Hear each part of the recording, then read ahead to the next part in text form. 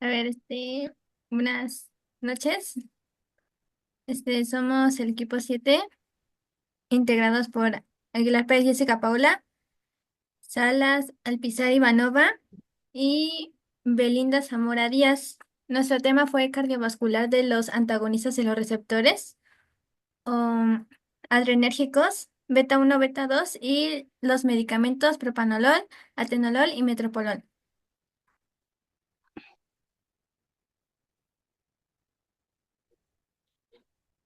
Bueno, antes de empezar a hablar de estos fármacos, vamos a hablar un poco de lo que es el corazón. El corazón es como una bomba que es responsable de mandar sangre a todo el cuerpo. El corazón tiene dos mitades. Una mitad derecha que es responsable eh, de llevar la sangre a los pulmones y una mitad izquierda que es responsable de llevar la sangre a los demás órganos. El corazón también está compuesto por cuatro cámaras, dos cámaras superiores llamadas aurículas y dos cámaras inferiores llamadas ventrículos, como lo podemos ver en la imagen. Tenemos una aurícula derecha, una izquierda, un ventrículo derecho y un ventrículo izquierdo.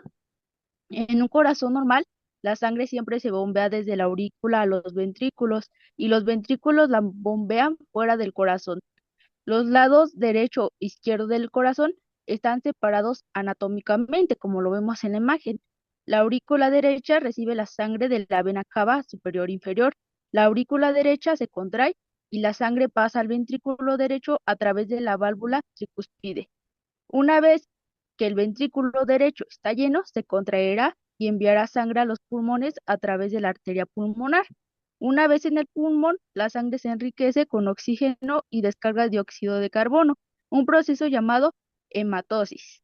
La sangre recién oxigenada regresa a la aurícula izquierda a través de la vena pulmonar. Esta aurícula izquierda se contraerá empujando la sangre al ventrículo izquierdo a través de la válvula mitral. El ventrículo izquierdo, al estar lleno, se va a contraer y empuja la sangre hacia el cuerpo a través de la aorta. Y bueno, este ciclo se va a repetir infinidades de veces.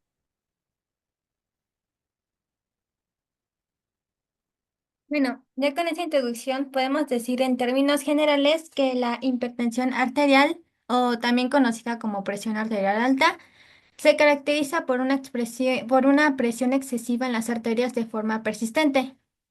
Se habla de esto cuando la presión de la sangre en nuestros vasos sanguíneos es demasiado alta. Es un problema frecuente y que puede ser grave si no se trata. Esta debe llegar hasta 140 presión en arterias sistólicas y 90 en presión de las arterias diastólicas.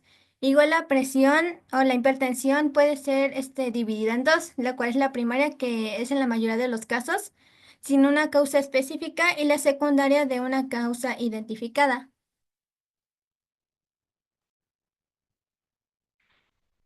En la hipertensión primaria o esencial es una condición compleja que no suele tener una causa única. Esta resulta de una combinación de factores. También se da la teoría de mosaico, que esta teoría sugiere que múltiples elementos, tanto hemodinámicos, o sea, relacionados con el flujo y la presión sanguínea, como fisiológicos, como el volumen plasmático y sistema de renina-angiotensina, participan en el desarrollo y mantenimiento de esta enfermedad. Hay diferentes factores, como pueden ser factores hemodinámicos y fisiológicos, en los cuales estos son elementos que pueden afectar el flujo y la regulación de la sangre, el volumen plasmático, la cantidad de líquido en la sangre y la actividad del sistema de renina-angiotensina. Esto significa que la hipertensión puede deberse a varios desequilibrios dentro de estos sistemas y que la causa no se limita a un solo problema. También hay funciones de las arterias sistémicas aferentes, en las cuales estas arteriolas o pequeños vasos sanguíneos regulan el flujo sanguíneo hacia los órganos. Si las células del músculo liso en las paredes de estas arteriolas tienen un funcionamiento anormal, por ejemplo, si las bombas iónicas en sus membranas no funcionan adecuadamente, El tono vascular, es decir, el grado de contracción de los vasos, puede mantenerse elevado. Esto a su vez aumenta la resistencia vascular y contribuye a una presión arterial, crónicamente alta.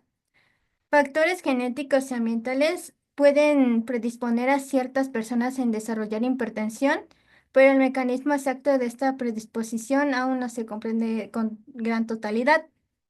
Los factores ambientales como la ingesta de sodio o sal y el estrés tienen un impacto particular en la persona. Genéticamente pueden ser más susceptibles.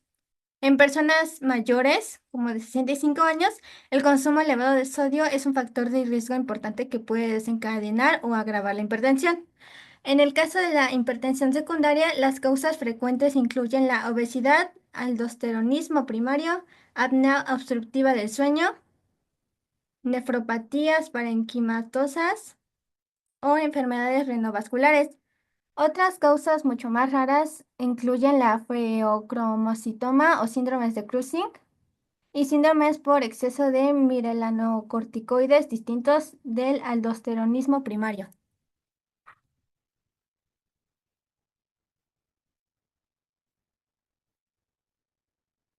En la prevalencia o epidemiología de la hipertensión arterial muestra que es una de las enfermedades crónicas más prevalentes a nivel mundial, afectando a millones de personas en todos los grupos de edades y regiones geográficas.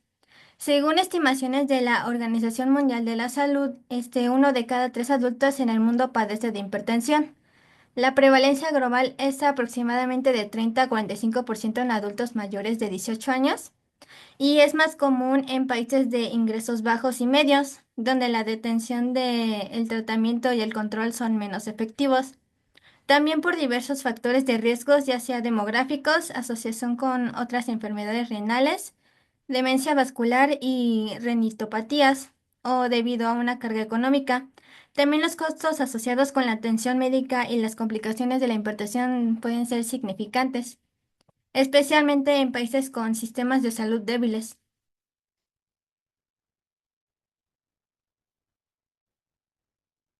Ahora, la presión arterial, es importante para un flujo sanguíneo adecuado a los organismos y tejidos corporales, como ya hemos dicho anteriormente. Cada latido del corazón empuja la sangre hacia el resto del cuerpo y la presión sanguínea va de alta a ser cuando está cerca del corazón y de baja cuando está lejos o en la periferia.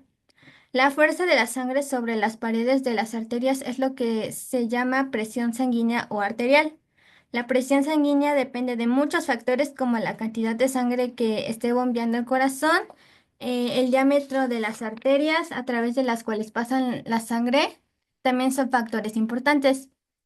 La hipertensión en sí es una condición caracterizada por un aumento crónico de la presión arterial, lo que implica una mayor carga sobre el corazón y los vasos sanguíneos. A su vez, la presión arterial depende de dos factores principales. Uno es el gasto cardíaco y la resistencia vascular periférica total. Esto significa que la hipertensión puede originarse por un aumento del gasto cardíaco, por un aumento de la resistencia vascular periférica total o cuando se incrementan ambos factores. En la mayoría de los casos, los pacientes presentan un gasto cardíaco normal o ligeramente alto, mientras que en la resistencia vascular se encuentra aumentada. Esta situación es típica en las hipertensiones primarias y también se conserva en condiciones como el aldosteronismo primario y pues, también trastornos renales parenquimatosos. Por otro lado, hay pacientes en los que el gasto cardíaco está elevado debido a la constricción de grandes venas, aunque resistencia vascular periférica no aumenta en proporción. Con el tiempo, esta misma eventualmente se eleva y el gasto cardíaco se normaliza, probablemente por un mecanismo de autorregulación. Patologías como la tirotoxicosis o fístulas anterovenosas o la insuficiencia de las válvulas aórticas tienden a elevar el gasto cardíaco y pueden causar hipertensión sistólica aislada, especialmente cuando hay un volumen sistólico alto. En personas mayores es común que la aorta y sus ramas se vuelvan más rígidas, lo que también lleva a una hipertensión sistólica aislada, incluso cuando el gasto cardíaco es normal o bajo. En volumen plasmático generalmente disminuye cuando la presión arterial aumenta, aunque en algunos casos se mantiene normal o incluso aumenta. En condiciones como la aldosteronismo primario o enfermedades renales parenquimatosas, el volumen plasmático tiende a ser alto, mientras que en casos como el feocromocitoma puede disminuir. Y en cuanto al flujo sanguíneo, este se va reduciendo progresivamente conforme aumenta la presión diastólica, lo que puede llevar a un desarrollo de esclerosis arteriolar. A pesar de esto, el flujo sanguíneo hacia el corazón y el cerebro y los músculos por lo general se mantienen adecuados, a menos que haya una aterosclerosis grave en vasos sanguíneos. Ahora el cuadro clínico de la hipertensión, o presión alta puede variar según el grado y duración de la elevación. La hipertensión a menudo es asintomática en etapas tempranas. También se le conoce como asesino silencioso por este mismo motivo. Y presenta los siguientes síntomas que son dolor intenso en la cabeza, dolor en el pecho, mareos, dificultad para respirar, náuseas, vómitos, visión borrosa, ansiedad, confusión, pitidos en los oídos, hemorragias nasales, y cambios en el ritmo cardíaco. En algunos signos y complicaciones, cuando la hipertensión no se trata, puede haber daños en órganos blancos, pueden ser cerebros, riñones y ojos. En el corazón puede derivar enfermedades como insuficiencia cardíaca, hipertrofia y anginas en el pecho. En el cerebro puede aumentar el riesgo de accidentes cerebrovasculares. Y en riñones, la hipertensión puede llevar a una enfermedad renal crónica.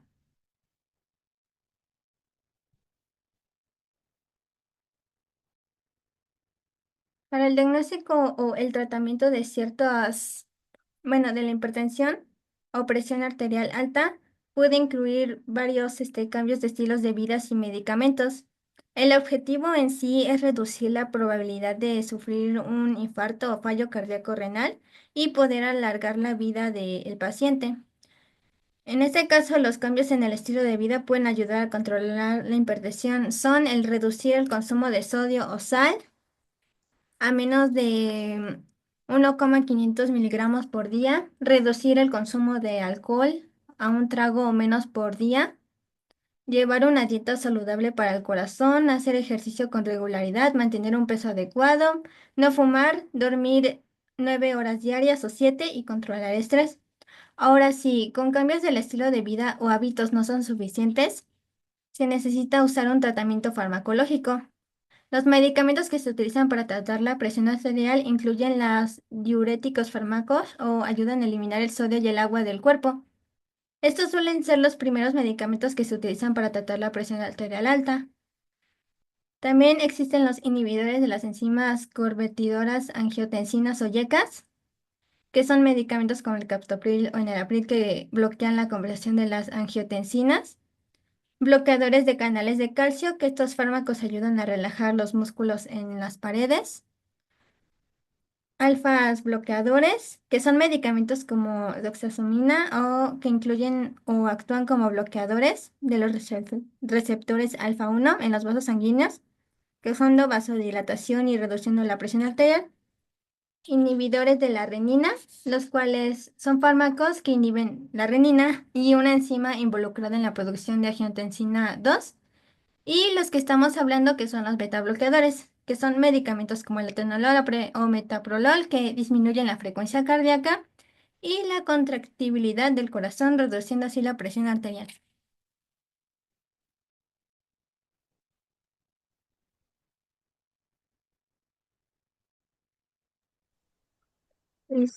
Buenas tardes. Bueno, estos primeramente me gustaría mencionar sobre qué son los fármacos betabloqueantes para ponerlos en contexto, o también llamados los betabloqueadores, que son medicamentos que, vaya, como su nombre lo dice, bloquean los receptores beta adrenérgicos.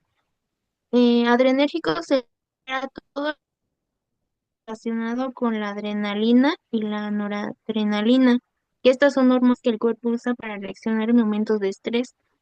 Estos receptores beta Están presentes en el corazón, en los pulmones, en los vasos sanguíneos, entre otros. Bueno, si nos damos cuenta, en realidad todos terminan en olol todos, o sea, timolol, atenolol, metoprolol, todos terminan en olol. Bueno, en los fármacos betabloqueantes, los que vamos a hablar son selectivos y el ASI, que lo puse esto, era un nombre como muy confuso, muy largo, que significa actividad simpático-mimética intrínseca.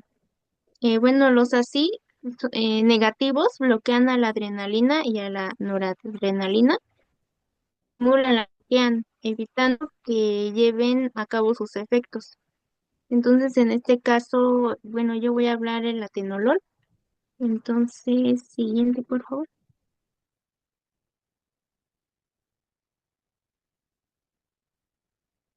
Bueno, el atenolol es un fármaco que pertenece a la familia de los betabloqueadores.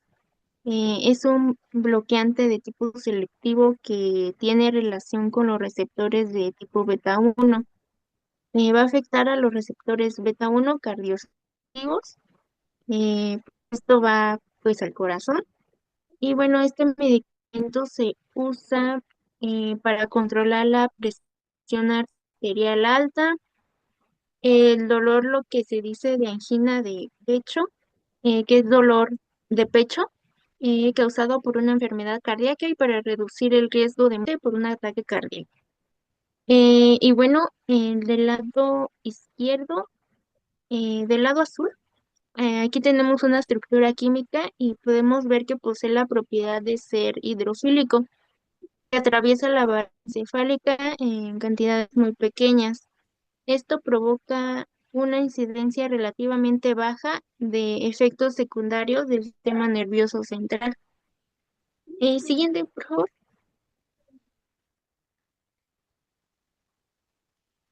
Y bueno, el nombre de fármaco, su principio activo va a ser el atenolol. El principio activo es esas letras chiquitas que vemos en los ejemplos que puse abajo. Son esas letras chiquitas. Este va a ser su principio activo. La marca comercial va a ser Tenormin, así también como Bloquium Cancer, Bloquium Duo y Calten. Bueno, la más reconocida es Tenormin y Bloquium, pero más Tenormin. Y bueno, también tenemos combinaciones con el atenolol, como atenolol con clortalidona, que su nombre de marca comercial es Tenoretic. También tenemos otro ejemplo como atenolol con difedipino, que su marca comercial es Plenacor LP.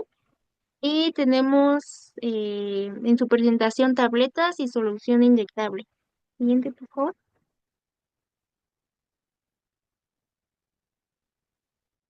Bueno, entonces también para comprender mejor cómo es que sucede, cómo es que funciona, me gustaría también dar una pequeña introducción del sistema nervioso. Como sabemos, el sistema nervioso se divide en dos, en el simpático y en el parasimpático. Estas son dos divisiones del sistema nervioso autónomo que controlan diferentes funciones de acuerdo a efectos que suceden en los órganos, en determinados órganos.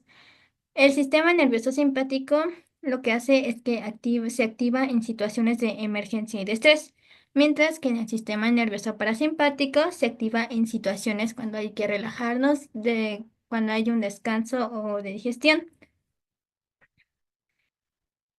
Los receptores de este sistema se llaman adrenoreceptores, que se muestran en la parte de ahí en la imagen, los cuales son los alfa, que generalmente son excitadores, los beta, que son generalmente inhibidores, excepto en la parte del corazón, donde aquí son excitadores, beta 1, que se encuentran principalmente en el corazón, y beta 2, que se encuentra en los bronquios, en la vejiga urinaria, en el útero, en el tracto gastrointestinal, entre otros.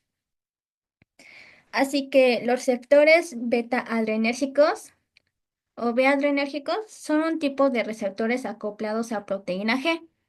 que responden a las catecolaminas como la adrenalina, la noradrenalina y se divide en tres subtipos principales, beta uno, beta 2 y beta 3. Los beta uno y beta 2 son los que vamos a hablar, ya que son los más comunes y que desempeñan funciones claves en diferentes tejidos del cuerpo, principalmente en el corazón,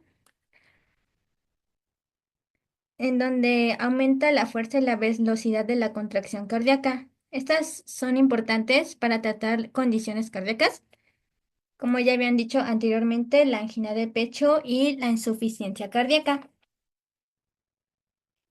Ahora, que me falta explicarles sobre las catecolaminas. Esas son un tipo de neurotransmisores que se producen en nuestro tejido nervioso y en las glándulas suprarrenales. Estas son sustancias químicas que transportan información para poder controlar la acción de algunos órganos y células. Como dijimos, las principales son las de catecolaminas, son la dopamina, norepinefrina y la epinefrina, también conocida como adrenalina. Estas catecolaminas son importantes para responder al estrés que se libera en el cuerpo en respuesta a una situación de física o emocional.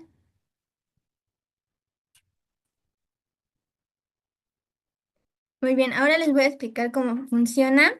Como pueden ver en la imagen, ahí se ve la norepinefrina, que como ya me habíamos dicho, funciona como la llave del receptor beta uno en este caso y muy poco en el beta 2.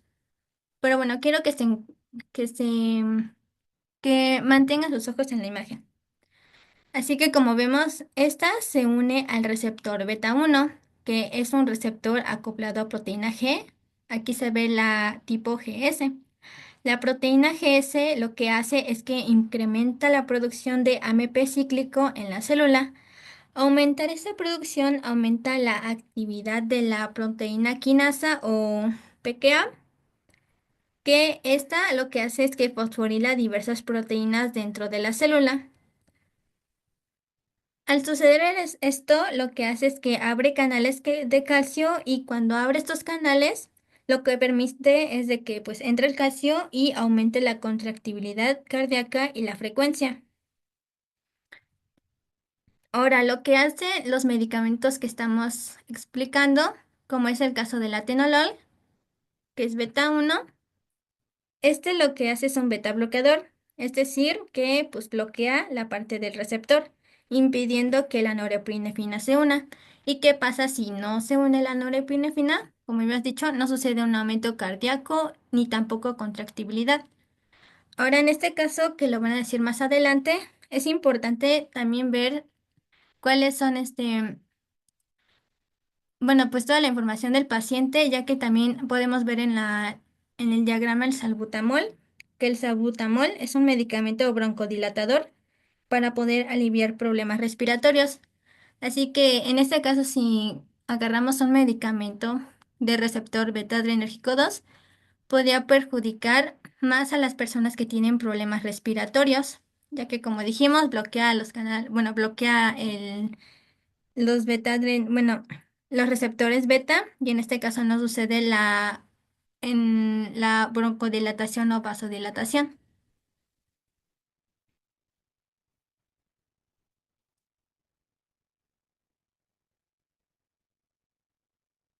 Ahora bien, aquí se muestra la clasificación de los antagonistas beta adrenérgico, en el cual estos se dividen en dos. Unos son beta adrenérgicos no selectivos y otros son selectivos. Los antagonistas de los receptores beta adrenérgicos o también llamados beta bloqueadores son antagonistas que se unen a los receptores beta uno y beta 2, bloqueando la acción de las catecolaminas. Estos se dividen en dos, que como puede ser, unos son los que son selectivos, o sea que solo van en un tipo de receptor, como es en el caso del atenolol, mientras que los no selectivos pueden ir tanto en el beta bloqueador uno como el beta bloqueador 2, como puede ser el aprenolol, el cartiolol o el pembutolol o el nodadolol.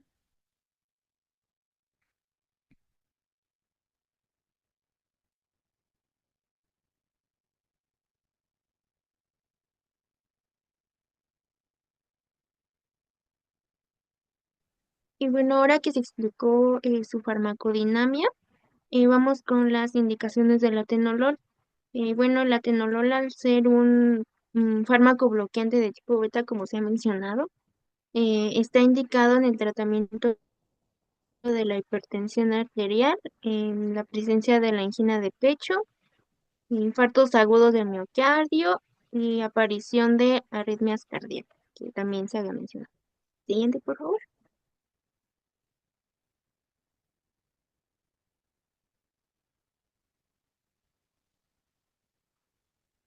Y bueno, las contraindicaciones, bueno, es con primero bradicardia severa, que es la frecuencia cardíaca muy baja, y bradi significa bajo, cardio, corazón. Otro es el shock eh, cardiogénico, que es el fallo grave del corazón para bombardear sangre. Bloqueo cardíaco del segundo o tercer grado. Básicamente eso es la alteración grave en la conducción eléctrica del corazón.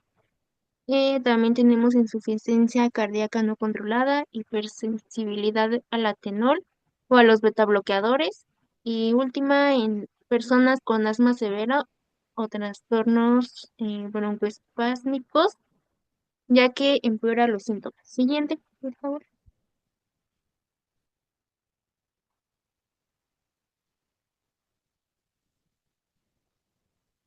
Y bueno, el atenolol, al igual que el resto de la farmacología beta bloqueante, posee unos efectos adversos que deberemos tener en cuenta a primera vista para poder corregirlos. Bueno, los efectos adversos más comunes del atenolol suele ser la aparición de episodios de bradicardia, es decir, como dije anteriormente, una disminución de la frecuencia cardíaca, bueno, lo que había dicho. Dispepsia, como por ejemplo náusea o vómito, bajo en la glucosa, oculopatía como mareevisión, trastornos de sueño como insomnio, y ya dentro del embarazo y la lactancia puede provocar malformaciones y patologías en el feto, ya que pues este fármaco atraviesa la barrera placentaria. Eso en el caso del embarazo. Y en el caso de la lactancia, se excreta el atenolol si es tomado por la madre, la excreta por la leche y es ingerido pues por el bebé. Siguiente, por favor.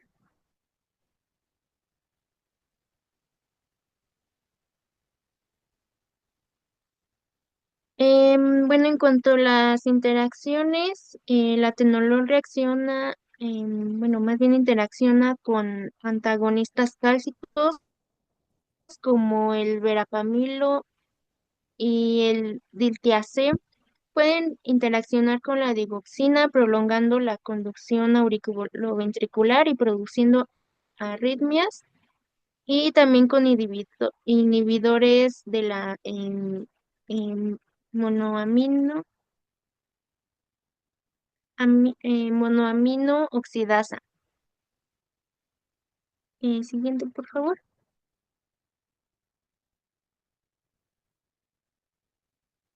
Bueno, yo les voy a hablar acerca del metoprolol.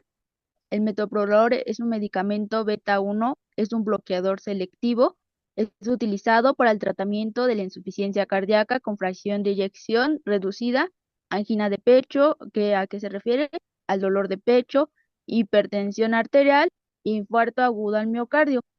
El infarto agudo al miocardio se refiere a la obstrucción generalmente de la arteria coronaria, entonces por eso sucede eso. Les puse una imagen para que puedan ver este cómo es generalmente el, el metoprolol. Entonces aquí se puede ver, bueno, es una presentación de farmacias del ahorro. Dice caja con 20 tabletas y bueno, su administración es oral e intravenosa. Su dosis es de 50 miligramos cada 12 horas. Y bueno, ¿puedes pasarla a la siguiente, por favor? Bueno, vamos a hablar sobre las propiedades farmacocinéticas. ¿Cuáles son las propiedades farmacocinéticas del metoprolol? Bueno, pues tenemos la absorción, que es de primer paso. Se absorbe bien en el tracto gastrointestinal, pero sufre un efecto de primer paso significativo en el hígado. Es decir, que su biodisponibilidad oral es de aproximadamente el 40% al 50%, lo que significa que cerca de la mitad de la dosis administrada es absorbida y alcanza la circulación sistémica. Como distribución tenemos que se une en gran medida a proteínas plasmáticas, aproximadamente un 95%, y tiene un volumen de distribución de 3 a 5 litros sobre kilogramos. Su metabolismo. El metoprolol es extensamente metabolizado en el hígado, principalmente a través de la enzima CYP2D6. Esto significa que el metabolismo hepático es crucial en su eliminación, y la actividad de esta enzima puede influir en la efectividad del fármaco. Y por último, tenemos su eliminación. Su vida media es aproximadamente de alrededor de 3, 4 horas hasta 7 horas, y se excreta principalmente en forma de metabolitos de la orina. Recordemos que aproximadamente el 90% se excreta por el hígado y 10% por los riñones, indicando que la vía principal de eliminación es hepática, pero pues también en forma de, o se excreta en forma de orina por los metabolitos. Y pues tenemos que, pues va a depender mucho del paciente, ¿no? Si tiene una enfermedad hepática, puede hacer que esta eliminación sea más lenta, o es decir, si tiene una insuficiencia renal, puede ser más lenta, y pues sí va a depender mucho de su eliminación, también de absorción, distribución y metabolismo.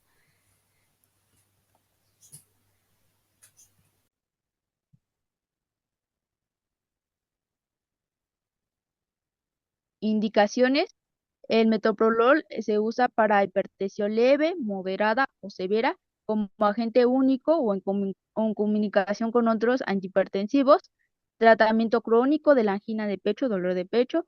Para el tratamiento agudo se debe continuar el uso de la nitroglicerina, ya que el metoprolol no es un sustituto de esta. Y pues para la taquicardia supraventricular. El metoprolol también interactúa con otros medicamentos como lo son los antihipertensivos y diuréticos, los medicamentos para ritmo cardíaco, que son los bloqueadores de los canales de calcio, como el verapamilo y el diltiazem, también con los antiinflamatorios, no esteroides, los AINES, los antidepresivos y pues medicamentos para la diabetes, entre otros. ¿Puedes pasarle a la siguiente, por favor? Contraindicaciones, donde no se debe de usar en la hipersensibilidad a los componentes de la fórmula. Está contraindicado en los pacientes con bradicardia sinusal, bloqueo auriculoventricular mayor de primer grado, choque cardiogénico e insuficiencia cardíaca descompensada. Tampoco se debe usar en los casos de infarto al miocardio que cursen con bradicardia, presión sistólica menor a 100, o en pacientes con datos de insuficiencia cardíaca. ¿Puedes pasarle a la que sigue, por favor? Bueno, como efectos secundarios tenemos lo que es la bradicardia, la presión, ujú, no, los pulsos cardíacos bajos, la hipotensión arterial, que es la presión arterial baja, bloqueos aurículos ventriculares, en las extremidades frías puede causar broncoespasmos, puede causar lo que son los mareos, la intolerancia a la glucosa, el zumbido en el oído, diarrea y hasta la disminución del libido.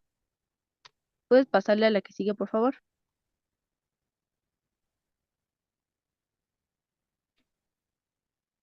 Y bueno, ya hablando de su farmacocinética, en el caso de, em, en cuanto a la farmacocinética del atenolol, vemos que su grupo es beta bloqueador selectivo beta 1. La dosis típica del atenolol varía entre 25 y 100 miligramos al día, dependiendo de la condición del paciente y la respuesta al tratamiento. porque eh, a veces un adulto comienza con 50 miligramos al día y después, pues ya pasando algún tiempo, se sube ya la dosis. Tiene una biodisponibilidad oral del 50%, lo cual significa que la mitad de la dosis administrada es absorbida y disponible para hacer efecto en el cuerpo. El volumen de distribución del atenolol es de 1.6 litros por kilogramo y su unión a proteínas es relativamente baja, entre 6 y 16%. Esto implica que el fármaco se distribuye moderadamente en el organismo. El atenolol sufre metabolismo mínimo en el hígado, lo que significa que la mayor parte del fármaco se excreta en su forma activa sin ser metabolizado. La excreción renal, que es de un 85%, lo que significa que la mayor parte del fármaco se elimina por los riñones y con un pequeño porcentaje, que es del 15%, eliminado a través del hígado. Y por último, la vida media del atenolol es de aproximadamente 6 a 7 horas, lo que permite que su administración sea una o dos veces al día, según lo que sea necesario. Bueno, ahora el documento es un artículo de investigación que compara el riesgo de mortalidad cardiovascular en pacientes de edad avanzada que utilizan distintos betabloqueadores antes mencionados. El propósito del estudio es identificar qué betabloqueador podía reducir mejor el riesgo de mortalidad cardiovascular en estos pacientes.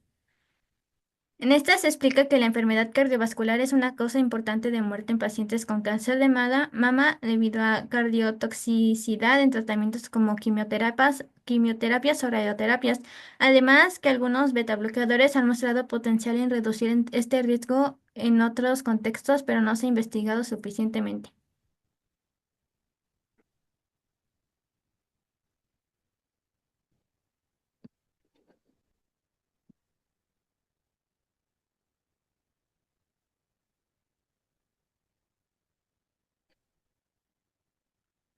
También se realizó un análisis retrospectivo usando datos programados con pacientes diagnosticados a partir de los 66 años y que usaban unos de los betabloqueadores mencionados.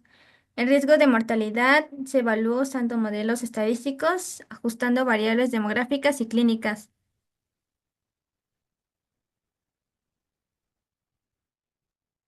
Como resultado, se incluyeron 6.540 pacientes, donde el 55% usaban el metoprolol, el 30% el atenolol y el 15% el carvedilol. El estudio encontró que el metoprolol estaba asociado con un 37% de reducción en el riesgo de mortalidad en comparación con el carvedilol. No se encontró diferencia significativa en la mortalidad entre atenolol y carvedilol. Bueno, como discusión y conclusiones, tenemos que se sugiere que el metoprolol podría ser superior en reducir el riesgo de mortalidad cardíaco-ventricular en pacientes con cáncer de mama en comparación con carvedilol. También se recomienda realizar estudios futuros con muestras más grandes para validar estos resultados. Y bueno, en cuestión del lado derecho, sobre la figura 1, representa básicamente el diseño del estudio detallado, el flujo de inclusión y exclusión de pacientes, desde el diagnóstico de cáncer de mama hasta la clasificación según el uso de los tres beta bloqueadores. En cuestión de la tabla 1, estaba muy extensa, entonces pusimos el link, pero bueno, básicamente son las características demográficas y clínicas de los pacientes en los tres grupos de tratamiento. La tabla 2 muestra el análisis ajustado de riesgo de mortalidad cardiovascular para los tres beta bloqueadores, destacando los resultados específicos para metoprolol y atenolol frente a eh, carvedilol. Este estudio proporciona evidencia preliminar sobre la efectividad de metoprolol para reducir la mortalidad cardiovascular en pacientes con cáncer de mama, proponiendo nuevas líneas de investigación para validar y